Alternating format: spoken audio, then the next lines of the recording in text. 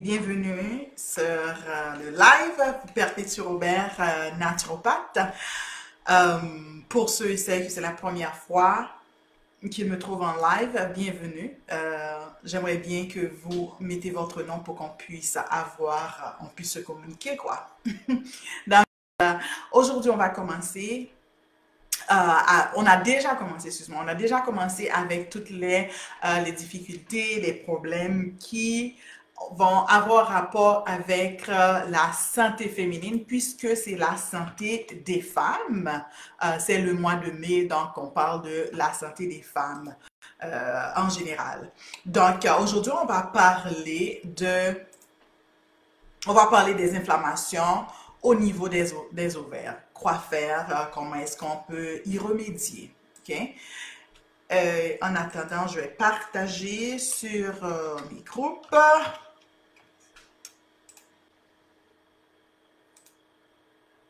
Donc, je ne sais pas, si vous avez des questions, n'hésitez pas à me le faire savoir dans la section des commentaires et cela me fera un plaisir de vous répondre. OK? D'accord. OK. Donc, c'est quoi exactement l'inflammation au niveau des ovaires? OK?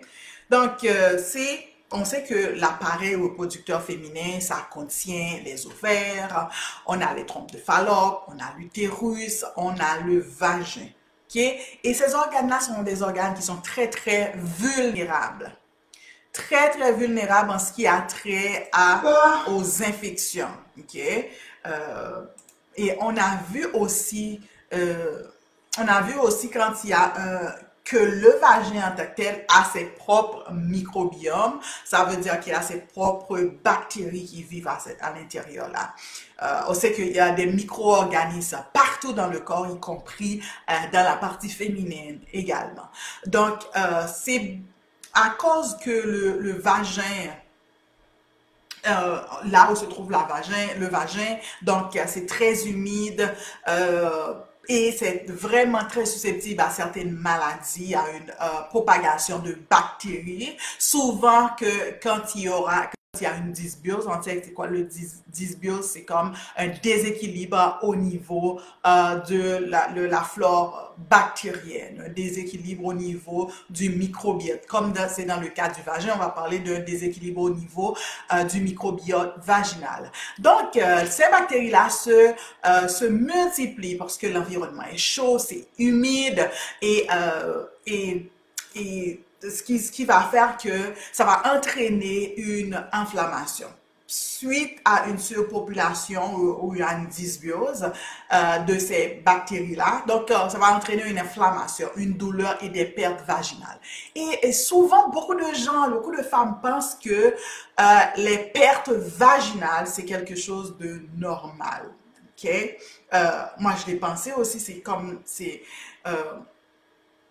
je disais, on dit, OK, on va avoir des pertes vaginales au début, au début des règles, on va avoir des pertes vaginales à la fin des règles. Et c'est quand j'ai changé mon alimentation que j'ai vu, c'est pas forcément vrai parce que j'ai une diminution, je peux dire, totale des pertes vaginales. Au niveau, tu sais, les pertes, je parle pas un petit peu de liquide là, je parle de la perte qui est très blanchâtre. Et quand il y a une inflammation au niveau des ovaires, cette perte-là est accompagnée aussi d'une douleur. Et cette douleur peut se ressentir aussi au niveau des rapports sexuels. Et quand cette infection-là, quand cette inflammation-là n'est pas très traitée, les infections vaginales peuvent s'étendre à d'autres organes. Par exemple, les bactéries peuvent aller au niveau du col de l'utérus ou pas. Est-ce que vous êtes capable de bien m'entendre? Dis-moi si vous êtes capable de... Le vagin. OK, parfait. Donc, ça peut aller juste au niveau du col de l'utérus aussi. Et ça peut même développer, dans certains cas, s'il n'y a pas suffisamment de traitement qui se fait, ça peut développer à la longue une sensibilité au niveau de l'utérus, au niveau du vagin, au niveau de l'appareil du système reproducteur féminin. Ça peut même aller jusqu'à un cas de cancer. Et aussi, ces bactéries peuvent aller infecter les trompes de Fallope, continuer à se multiplier et créer un tissu cicatriciel. OK? Donc, pas longtemps de ça que j'ai une cliente en tant que telle et on a vu qu'au niveau des ovaires, un de ses ovaires, elle a une cicatrice. Donc, cette cicatrice-là peut être due dans sa jeunesse, une infection qu'elle avait fait, qu'elle s'était peut-être même pas rendu compte qu'elle avait fait cette infection-là et qui en fait plus tard lui a laissé cette cicatrice-là au niveau de son ovaire. Okay? Donc, on peut dire qu'à partir des trompes de Fallope, l'infection peut également s'étendre aux ovaires, ainsi aux structures abdominales telles que la vessie, les intestins et les parois du bassin, sans s'en rendre compte. Parce que tout dans l'organisme se connecte. Tous les organes ont une connexion. Et les bactéries sont capables de se propager. Hein, sans qu'on peut se rendre compte. Tu sais, des fois, on a juste une petite douleur. Hein, c'est quelque chose de rien du tout. Parce que il y a des gens qui sont beaucoup plus sensibles que d'autres personnes.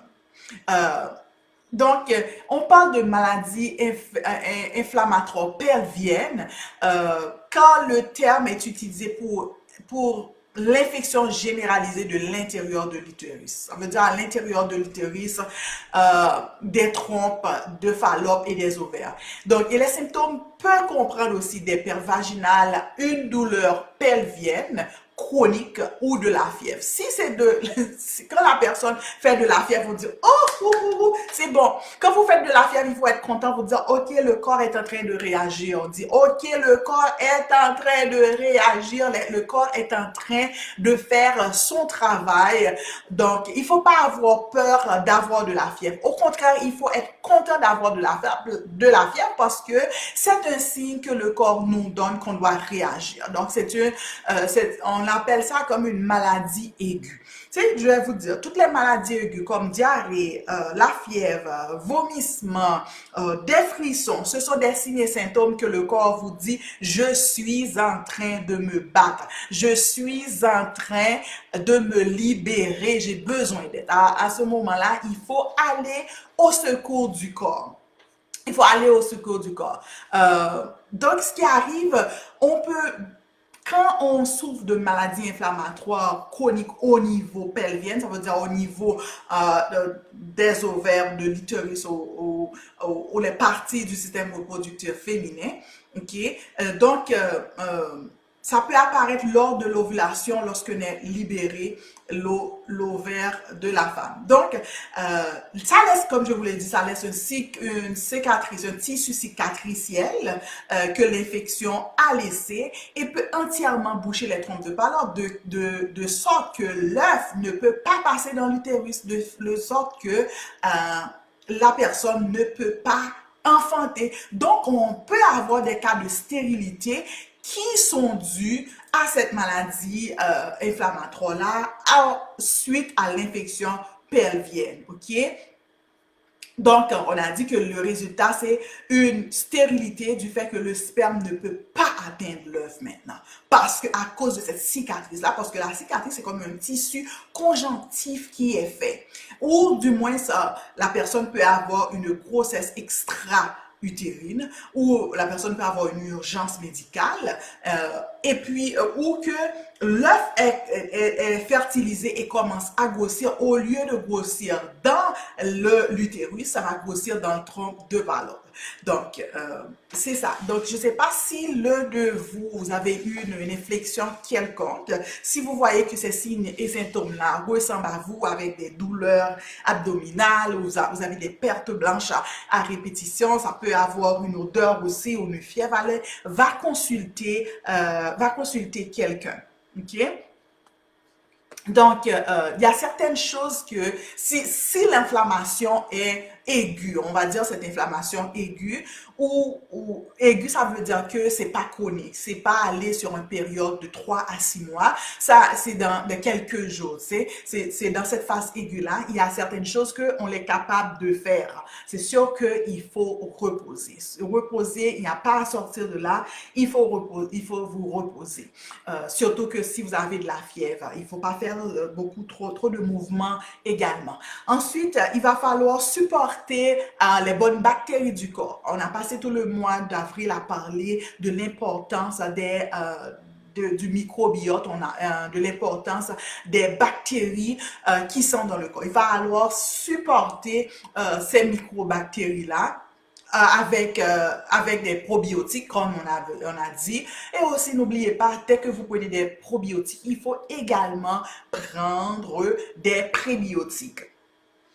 Aussi. Ensuite, c'est bon de prendre des douches vaginales. Mais ne prenez pas des douches vaginales avec n'importe quoi. Hein, parce que je vois des gens prendre des douches vaginales, acheter des choses juste pour le faire, pour se sentir bon à l'intérieur. C'est pas la meilleure chose à faire. Cet endroit-là, c'est un endroit qui est assez sensible, comme je dis, avec des bactéries, du fait que c'est un endroit qui est très humide, c'est un endroit qui est très chaud.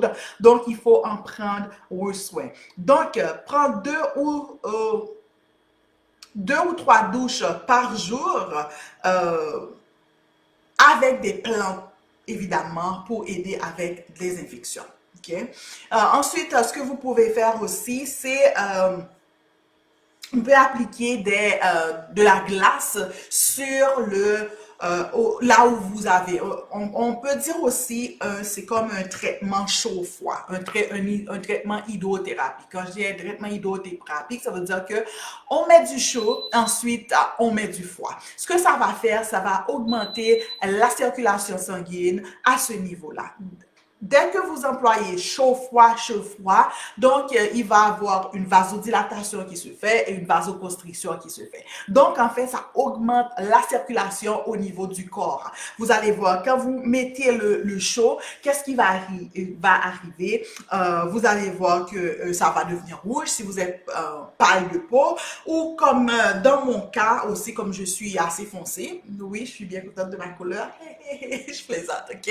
Comme je suis assez foncée, donc la couleur va changer un peu sur le côté violet. Ensuite, on met de la glace. Donc, comme ça, la circulation va se faire.